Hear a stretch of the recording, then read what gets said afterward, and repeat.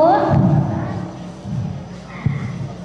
Ako talaga, partner, ay natutuwa talaga sa mga bata natin. Behave na behave. Ay, oo naman, partner. Ngayon ka naman makapanood ng napakagandang mutya ng Pasko.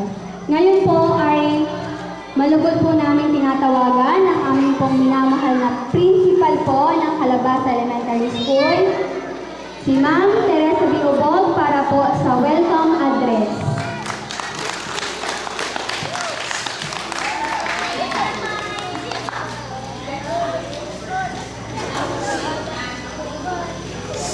Magandang gabi po sa inyong lahat at maligayang Pasko.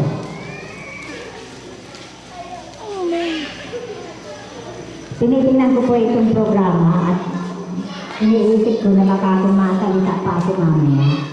Ay hindi na pala. Welcome address lang po ang aking papel ngayong gabi, pero lulututin ko na po ang lahat. Ano po, para isang tindigan lang. Maraming salamat po sa pagdalo ninyo.